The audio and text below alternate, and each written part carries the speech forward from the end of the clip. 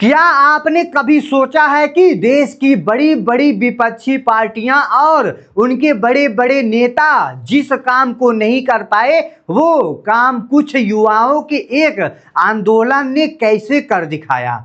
आपने सोच रहा होगा कि मैंने ये क्या बोल दिया। आखिर ऐसा क्या हुआ कि एक आंदोलन इतना बड़ा बन गया कि सरकार पर दबाव इतना बड़ा हो गया कि भाई शिक्षा मंत्री को इस्तीफा देना पड़ा। और सबसे बड़ा सवाल, क्या यह सिर्फ एक मंत्री के इस्तीफा की कहानी है या फिर इस पूरे आंदोलन ने देश के विपक्ष को उसकी सबसे बड़ी कमजोरी दिखा दी है। देखिए, इस आंदोलन ने विपक्षी पार्टियों के सामने एक बड़ा सवाल खड़ा कर दिया है। राहुल गांधी और विपक्षी नेता लंबे समय से छात्रों को लेकर के पेपर लीक और शिक्षा व्यवस्था का मुद्दा उठाते रहे, संसद भवन तक उठाते रहे और राहुल गांधी छात्रों के बीच गए। उन्होंने कई बार सरकार से सवाल पूछे, लेकिन सवाल यह है कि जब विपक्ष ने यही मुद्दे उठाए तब जनता उनके साथ क्यों नहीं आई। ये तो सोचने वाली बात है। उनके आंदोलन ने इतनी बड़ी ताकत क्यों नहीं दिखाई, क्यों सरकार पर वैसा दबाव नहीं बन पाया और आखिर कुछ युवाओं के आंदोलन में ऐसा क्या हुआ था कि जनता बड़ी संख्या में उनके साथ जुड़ गई है। यही इस पूरे घटनाक्रम की सबसे बड़ी कहानी है, क्योंकि जनता अब सिर्फ राजनीतिक बयानबाजी नहीं चाहती है। जनता चाहती है कि उसकी असली मुद्दे पर कार्रवाई हो। युवाओं को अपने भविष्य की चिंता है, जेनजी को अपने भविष्य की चिंता है, छात्रों को पेपर लीक होने की चिंता है, माता पिता को अपने बच्चे के भविष्य का चिंता है। और जब कोई आंदोलन सीधे इन मुद्दों से जुड़ा होता है तो जनता खुद उनके साथ खड़ी होती है। इतिहास भी यही बताता है कि जब किसानों ने कृषि कानून के खिलाफ आंदोलन किया तो उनका मुख्य मुद्दा कानून को वापस लेने का था। आंदोलन लंबा चला और आखिरकार सरकार को कानून वापस लेने पड़े। इसी तरीके के जो टिफिन है किसी सरकार को गिराने के लिए नहीं, बल्कि महिलाओं ने अपने साथ हुए कथित शोषण के लिए आवाज उठाई और इस आंदोलन का असर देश की राजनीतिक तक दिखाई दिया। यानी जब कोई आंदोलन किसी खास समस्या और जनता के सीधे मुद्दे पर केंद्रित होता है तो उसकी ताकत बहुत ज्यादा बढ़ जाती है। लेकिन सवाल विपक्ष से है, क्या विपक्ष अब भी इस बात को समझने के लिए तैयार है? क्योंकि पिछले कई वर्षों से विपक्ष के पास मुद्दा की कमी नहीं है। महंगाई का मुद्दा है, बेरोजगारी का मुद्दा है, पेपर लीक का मुद्दा है, किसानों की मुद्दा है, शिक्षा का मुद्दा है, पेट्रोलियम का मुद्दा है, बहुत ज्यादा मुद्दा है। लेकिन समस्या यह है कि विपक्ष इन मुद्दों को जनता का आंदोलन नहीं बना पा रहा था। विपक्ष संसद में विरोध करता है, प्रेस कॉन्फ्रेंस करता है, सोशल मीडिया पर सरकार को घेरता है, लेकिन जब वही मुद्दा सड़क पर आता है तो जनता बड़ी संख्या में विपक्ष का साथ क्यों नहीं देती है। यही तो सबसे बड़ी सवाल है।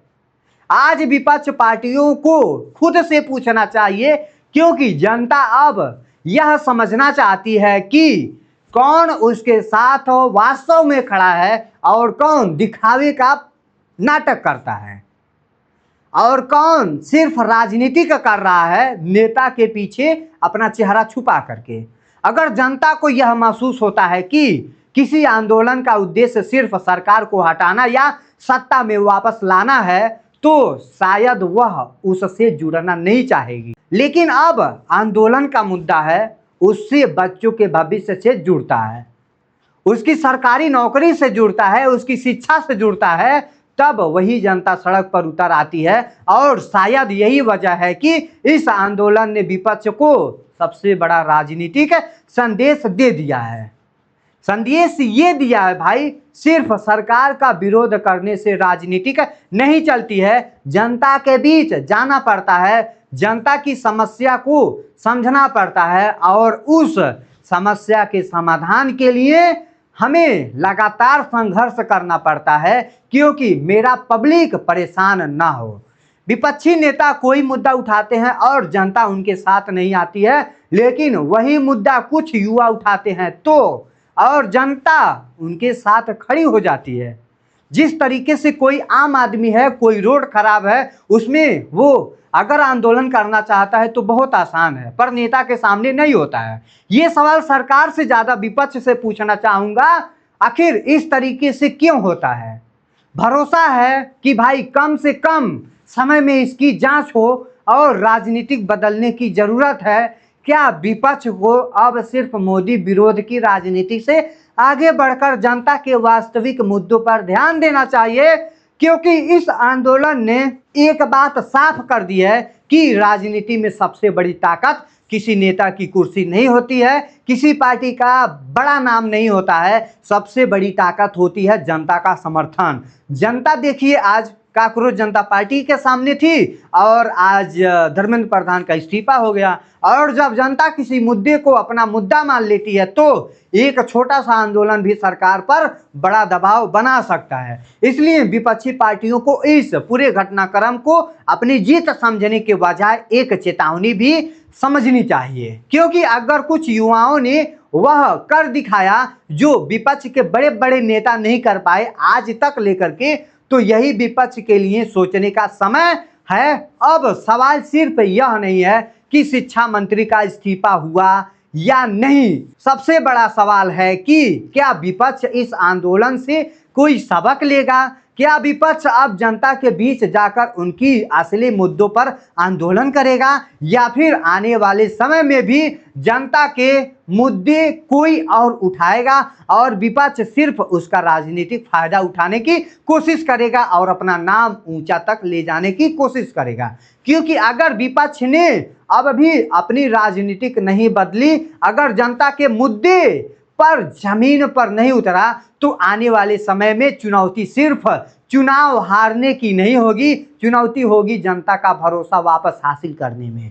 भाई अब राजनीति में सबसे खतरनाक स्थिति वही होती है जब जनता आपकी बात सुनना बंद कर देती है।